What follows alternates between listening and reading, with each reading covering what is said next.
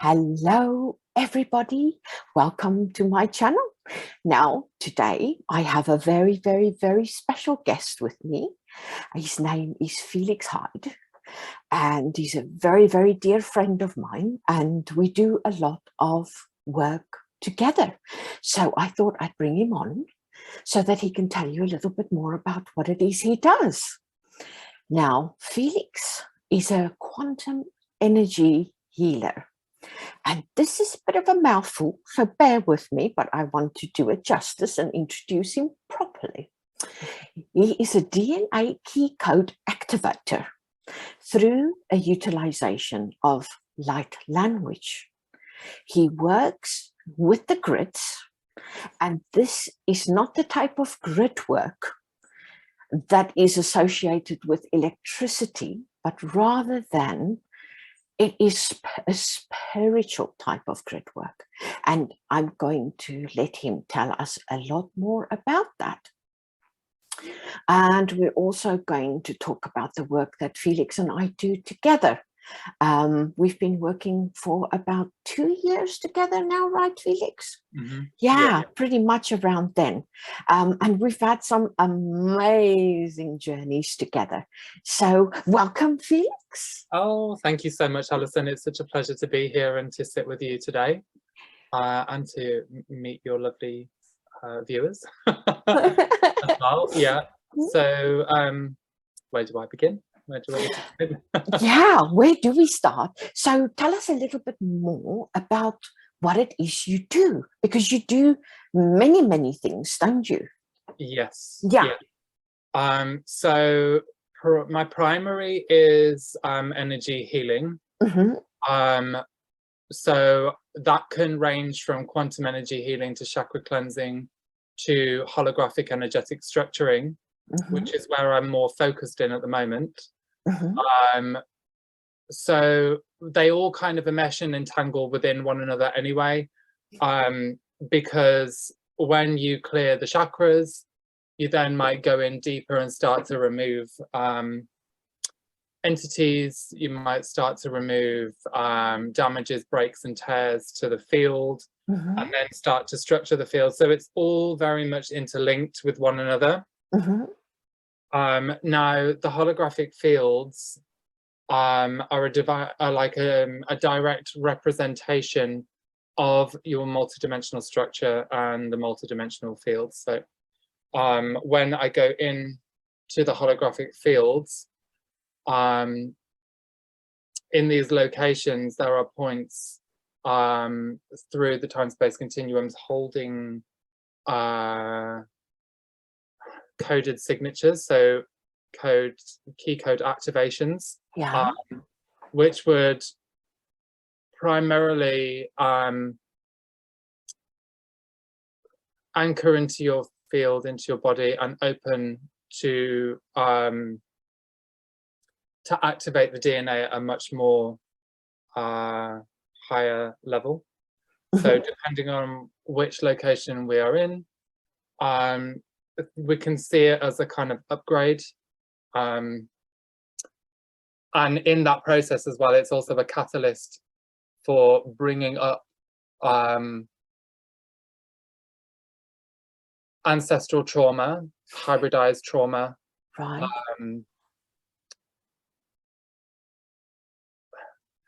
Oh my God, there's just so much coming through now.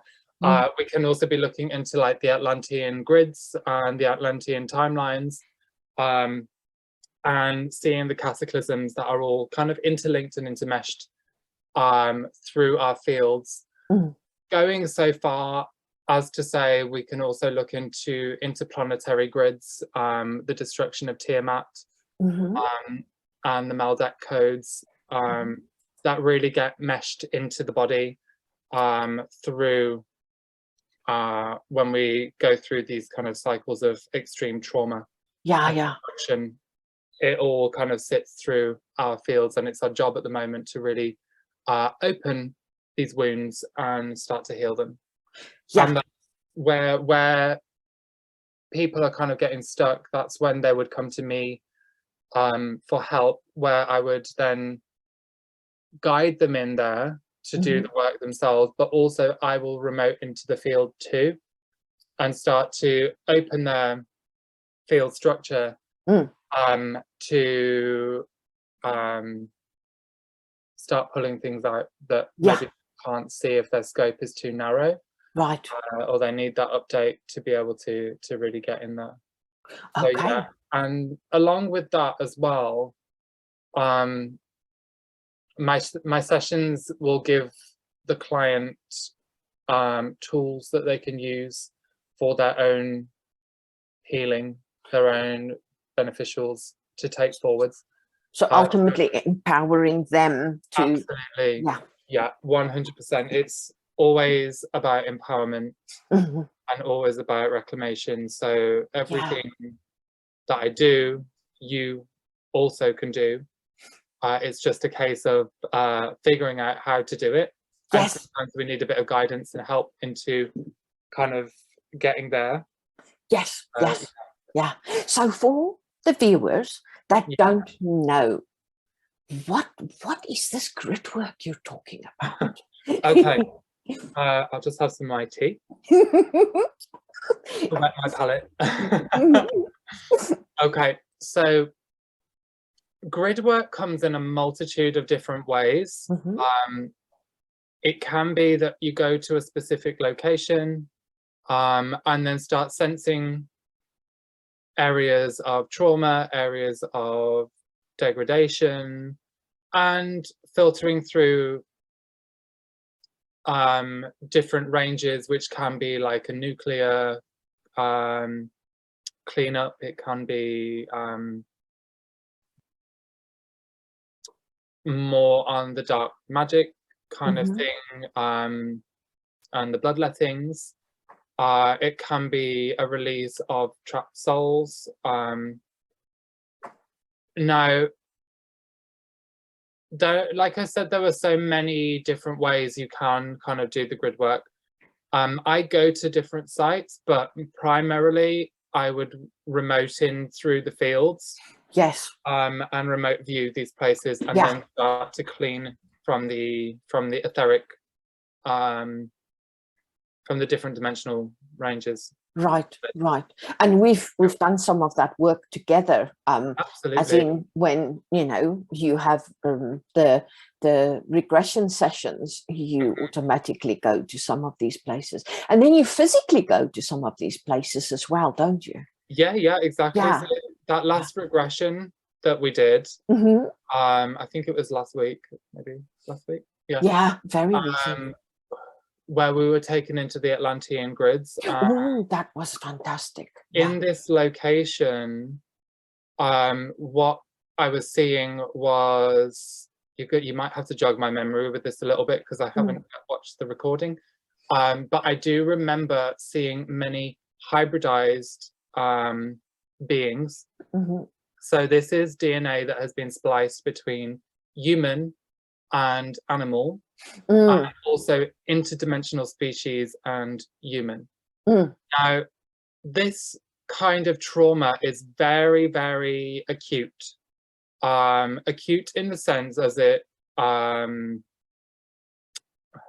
maybe that's the wrong word. Acute. It's a very specific trauma. So yeah, we can say acute there.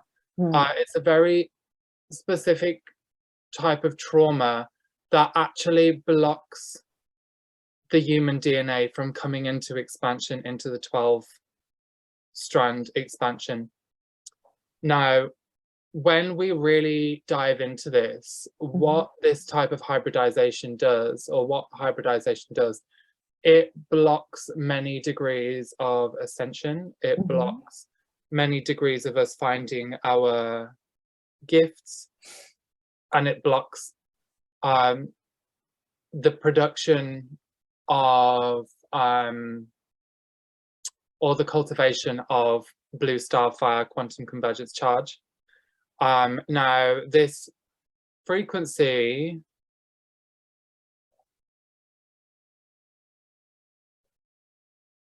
is something that is needed for us to activate. and to turn on sacred sight, and to come into a more highly developed, highly evolved species. Yeah, Yeah. more, as they say, for the 5D ascension, more crystalline. Yeah, Yeah, you can say that. yeah, Yeah. It's more activated, though, I would say. More on the activated side, because it's all kind of a process from what I'm seeing at the moment. It's like the blue starfire is the charge that kind of puts the momentum in to open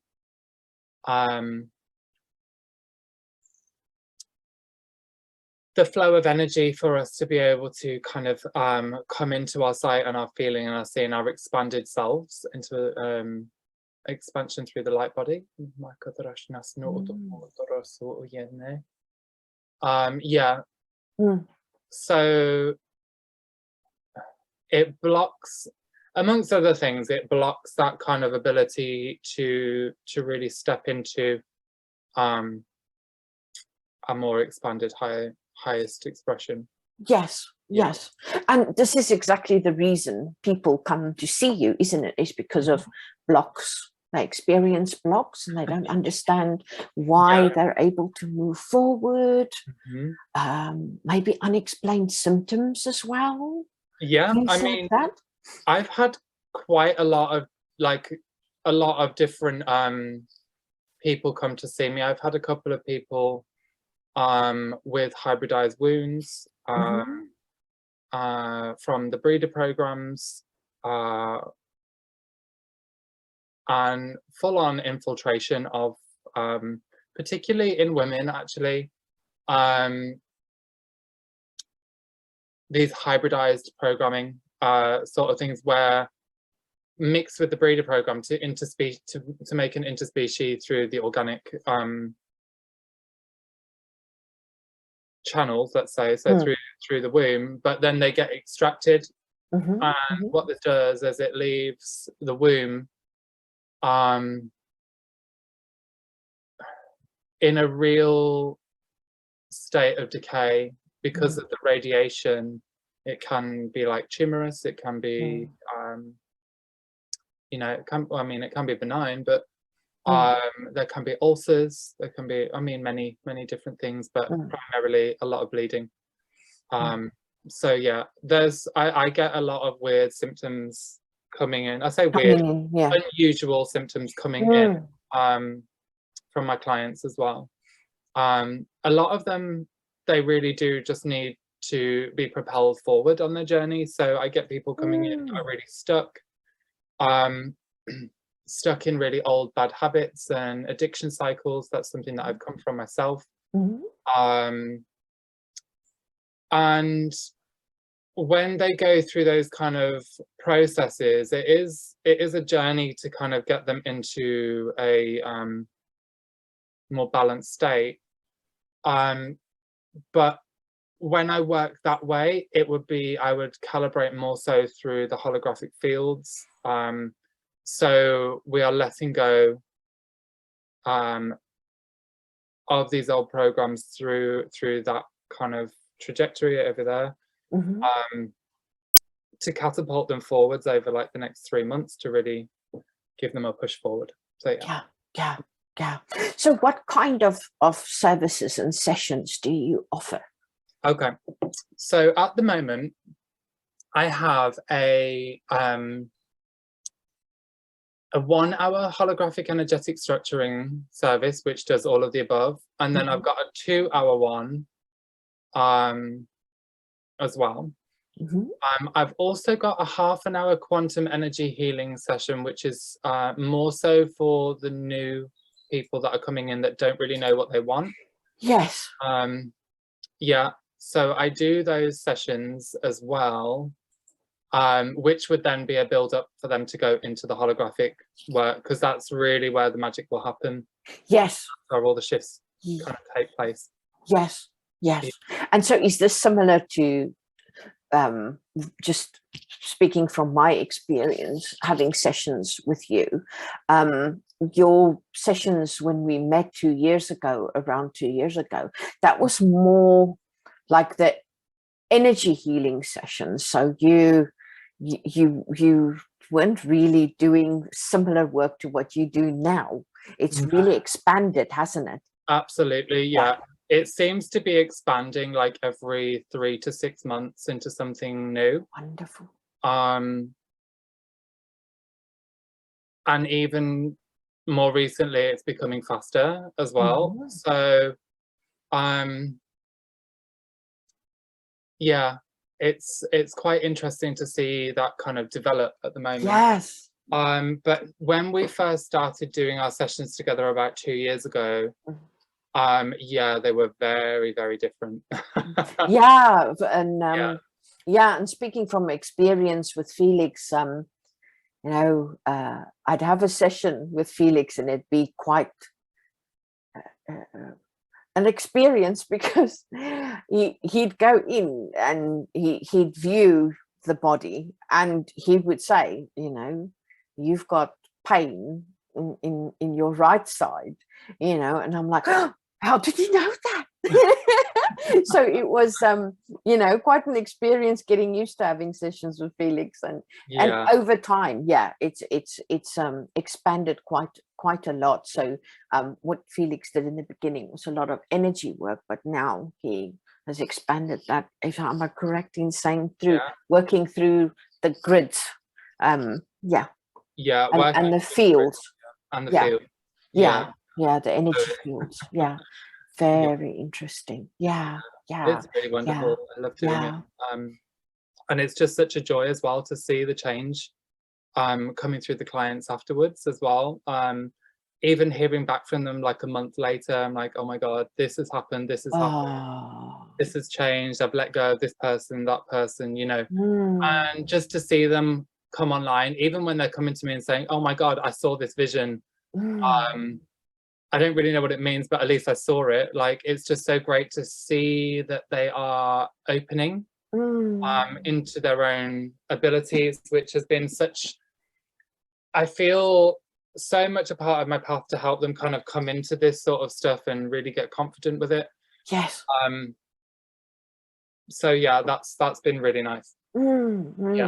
Yeah, I highly recommend having a session with Felix, and what I'll do is I'll place the all Felix's contact information below, and you can find it there if you are interested. Felix has a wonderful website that you can visit, and all his contact details will be on there in case you're interested. So Felix, the next question, if I may ask, is, could you tell us a little bit more about your past and how you got into doing the work that you do today? Yeah, absolutely. But before we jump onto that, I've also got a program called Expand as well on my website. Now, this is one that you sign up for. It's like a subscription, and in it you get a meditation each week, and then a chance to sit with me, and I can tune into your field, and we have a little conversation, and just see where you're getting stuck, and really start to like open you up that way. Fantastic. So that one's called Expand as well. Fantastic. So look out for that. Yeah. So you mentioned you wanted to talk about my history. Yes, just how you came to do the work that you do today. Right. Okay. So this is quite a big topic. Yes. Right. So basically, where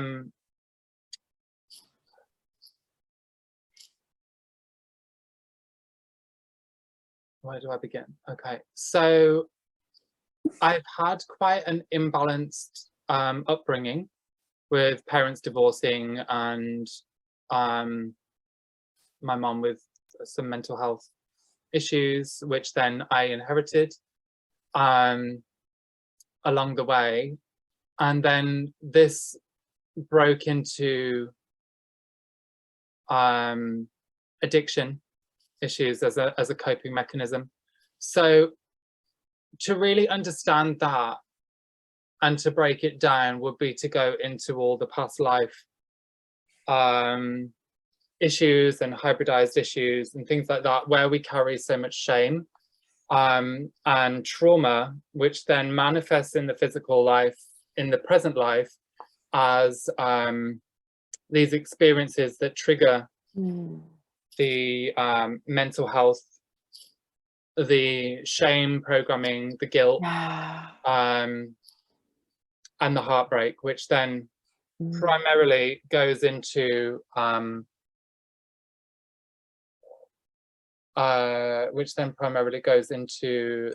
whole collapse of the system, the whole collapse of the structure. Now, as I was going through that, I remember I was living in China at the time.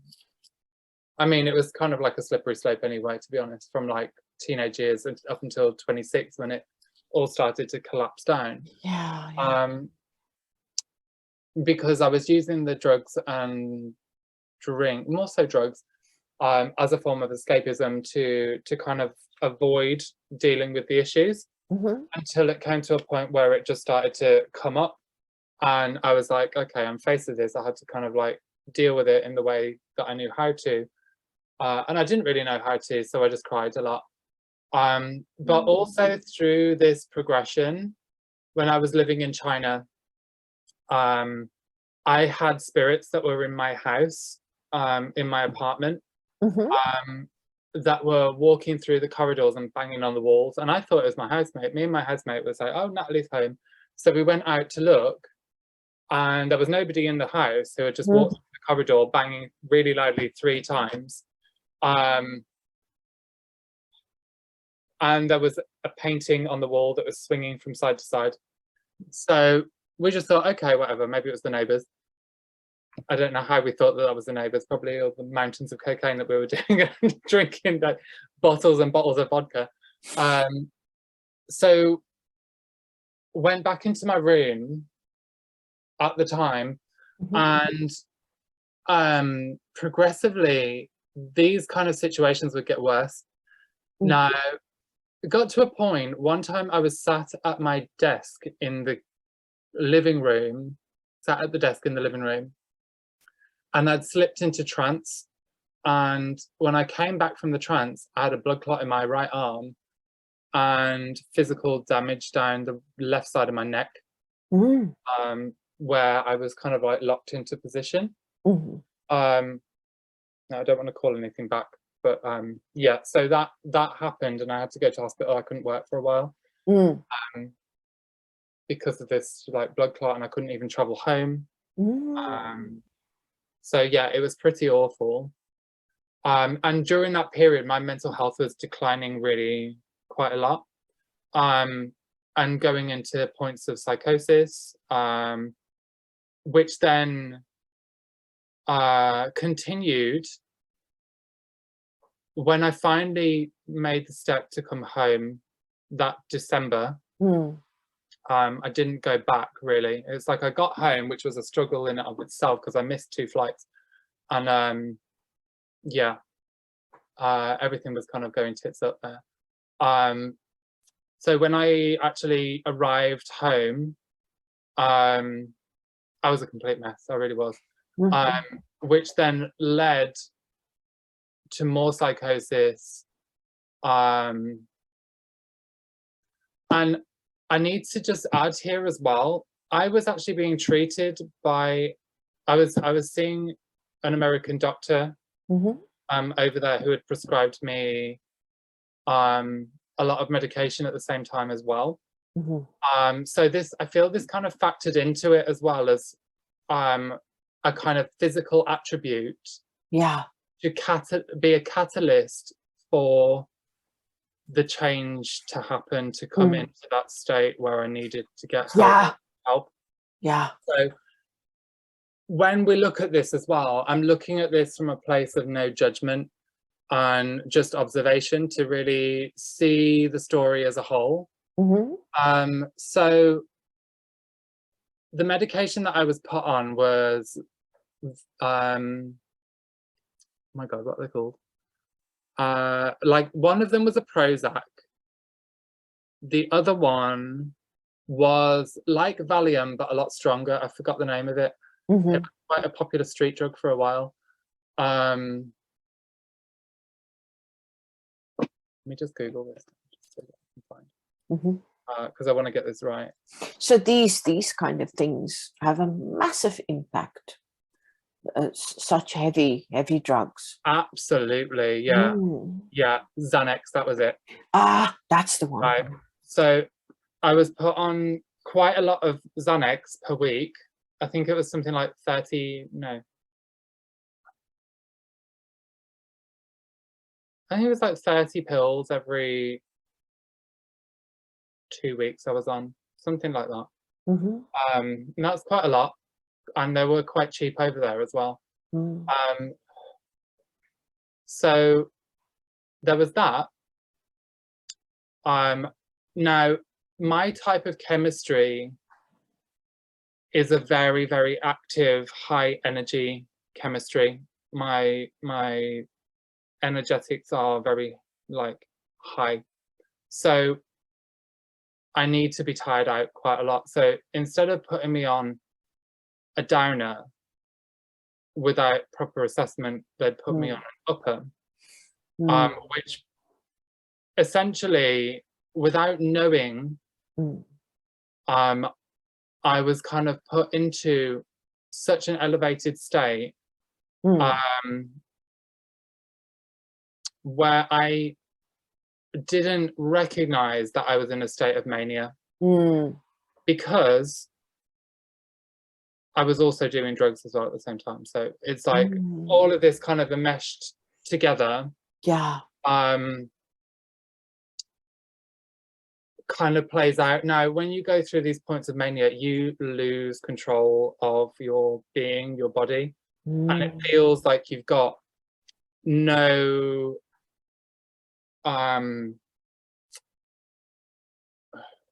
no grip on reality per se.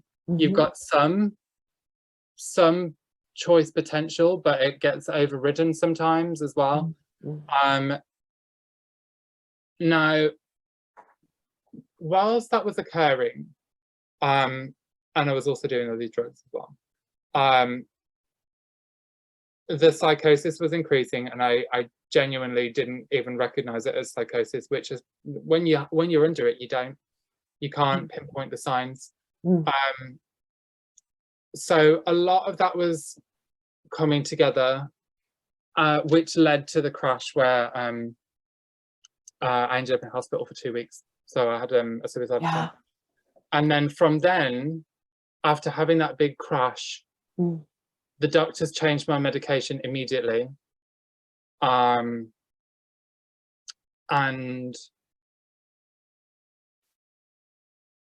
they put me on one with a sleeping agent in it. So I was more relaxed. So instead of having like this mania, I was going from like 1,000 miles per hour down to like 0, and having to work through all of this sort of stuff. So it was quite quite the contrast. And in that process, I cut ties with everybody in my life. And again, I hold no judgment. It was an experience that needed to happen for me to step into where I am today. So in the long run, actually, I'm kind of grateful for that to have happened, as horrible as it was at the time. I'm just glad it's like kind of I can help people with it now, you know. So to share this story as a means of helping them recognize the signs in themselves. You know, this whole psychosis thing, I see that now as the spiritual awakening, going through the dark night of the soul. And really what it is like lifting up the subconscious to the present, to see the subconscious in your present vision. As horrible as that can be, it clears things so much faster because you're seeing all of these horrible things directly, and you are able to let them go. You're like, oh my God, I don't want to do that. I don't want to be that kind of person, you know. Yeah. So it literally is like an awakening, and we all call it. Yeah, you're bringing the subconscious to the conscious immediately, right? And you're working through all these little bits. Now, the trap of that is many people get stuck in the emotional game that comes with this, and then they keep on going in and out of cycles of psychosis. The trick for it, I found, is if you stay in a neutral state, as neutral as you can be, just observe. The frequencies in the body articulate a specific vibration that you feel as you're going through the trigger points, through the psychosis visions, and the audible visions. The brain, I think it's the amygdala, and a point that's directly, probably in the center point between where those two fingers meet, if I could put my fingers through my head, and it vibrates. It vibrates very, very, very fast. So when that port vibrates, what I can see that happening is a secretion of liquid, where it's like a release of like a tarry-like substance, and also a shattering of grey. When I'm looking at this psychically now, that's what it kind of looks like. So it's a really deep cleanse, a deep detox of these kind of certain areas. So yeah. Interesting. You also spoke about when the point where things changed for you, it was like a Kundalini awakening. Yeah, that was this. It was all running through the same cycle. So we've got like the Kundalini awakening, the psychosis, which is a byproduct of the Kundalini awakening. Yes, if the body is imbalanced. So yeah, that plays into it as well. So just to kind of touch base into that Kundalini awakening. Yeah, for the viewers, tell them. Yeah. So the Kundalini awakening is the initiate, or the beginning starts of it, and then as that Kundalini fire goes up, it starts to push out all the crap that's lodged within the subconscious for you to see. Unless you are balanced, then it becomes, well, I haven't experienced it if I was balanced, so I can't really comment on that.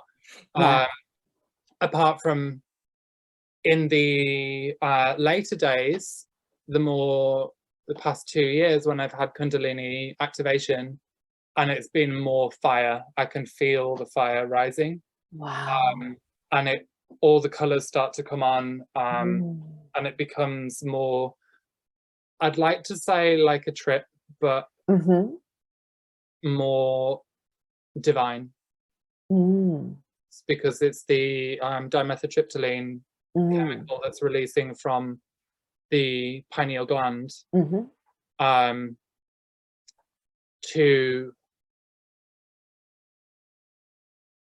I don't know what the next part is, but it brings on a vision. Right. Yeah. So yeah. So going back to the post medical change, from there it took me a little bit of time just to readjust, but that's when I started to meditate. Right. And when I started to meditate, due to the imbalance in my body, I was more active in the third eye. So the body, when the body's imbalanced, you may still have more so on the psychic vision, actually, also due to the Kundalini activation as well. Now I kind of feel, between me and you, I kind of feel that that was Spirit's way of getting you hooked into spirituality, to kind of work through these kind of things, and it worked, let's say that. Yeah, so you know, as you kind of go through these things, you go through the awakening. I started to meditate, which then I was directed and guided to a woman called Geraldine Roscoe and Alba Weinman. So Alba Weinman first, then to Geraldine Roscoe. Alba Weinman, world famous hypnotherapist. You've been trained by her. And Geraldine Roscoe, she has a series of sessions with Alba. But I was very much guided to start healing myself through her meditation practice. So I was asking for these things, what do I do, what do I do? And then she would appear all over my YouTube. And prior to that, it was Alba Weinman. I was like, what do I want to know the secrets of the world. Then Alba Weinman comes into my YouTube. You know, so it's all there. You just have to kind of ask part and parcel, and it comes. It's just a case of deciphering what is really for you and what is not. Yes, that discernment. Yeah. So when you start to like look through these kind of things, you'll feel in your body, you might read the words and then they'll echo in your mind. They'll echo through your field or your body. And then, you know, okay, that one's for me. Or you'll look at another one and you'll feel gross or disgust or something like that. And you're like, okay, not for me. So instead of attaching to the emotion, we're coming out of the emotional state, seeing how the emotion interacts, how the body interacts with bits of information that are coming into your reality. So yeah, very much like that. Very interesting. I've got so much energy coming through my body at the moment. Like I just feel goosebumps all over my body. Felix was just sharing with me before we started that he had been actually in London yesterday doing some of his grid work. So yeah, he's and Felix, since Lionsgate, I think many people have experienced this past Lionsgate as a lots has been happening. It's been immense. Absolutely. So the energies are still, things are happening. Absolutely. It's funny because Lionsgate is always so expansive, but this one was just that much more. It even lasted a few days longer than it would normally do. So it normally runs from the 26th to the 12th, with the highest day on the 8th. But this time it ran over until the 16th. So we got 4 more days of really heightened energy. Which was just wonderful. But now I feel we're all kind of going into a kind of slumber period where we're kind of rejuvenating and going inward more so on the introspective side of things. So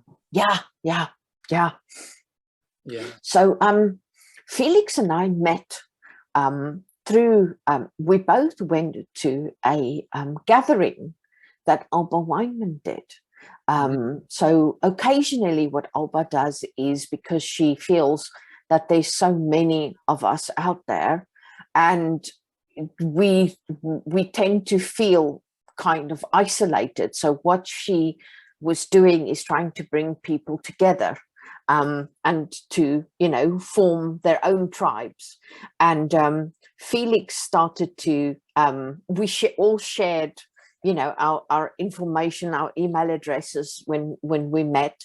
And Alba did this, she put us into different rooms so that we could chat to each other, and we never met on the day.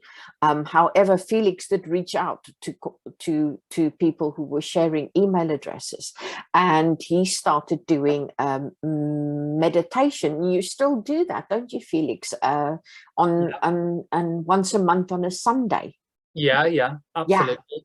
That's called Self-Care Sunday. Self-Care Sunday, And we do it at 6 p.m. on a Sunday. Next month like this month, it will be on Monday, because this month I had a very, very important festival I had to go to babysit.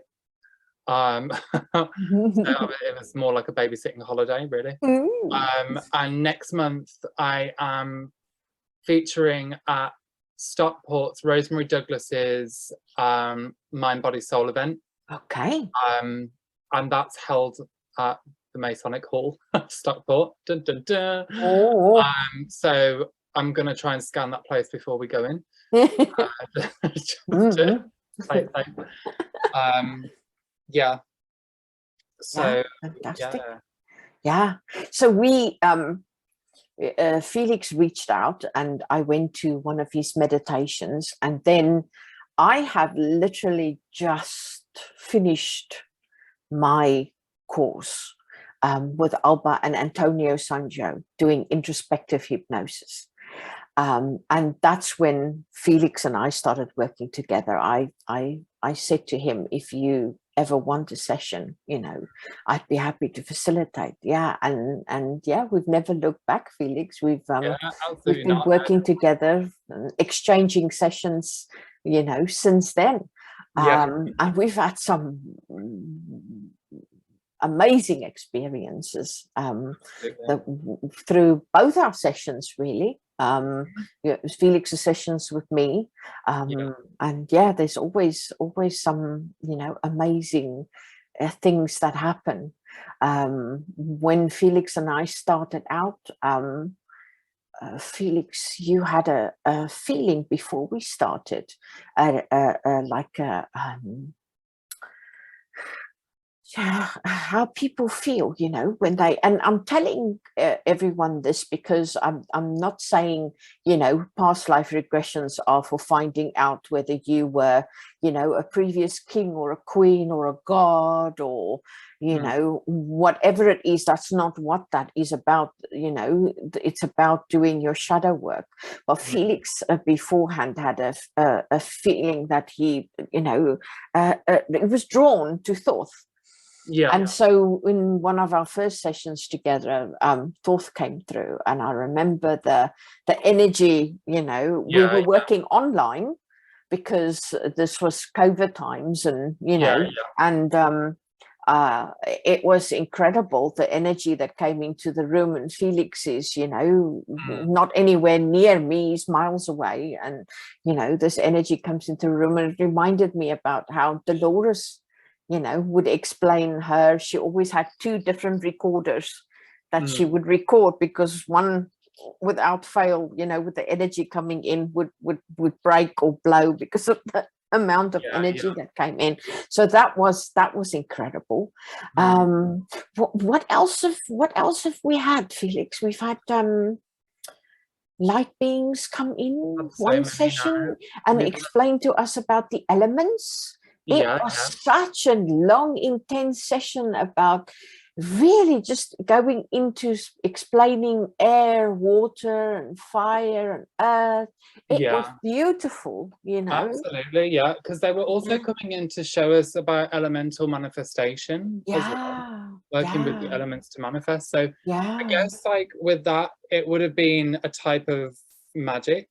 Well, they were explaining to us the, you know, the alchemy and that sort of thing. So I mean, there's been so many. We've had galactics coming in. Galactics,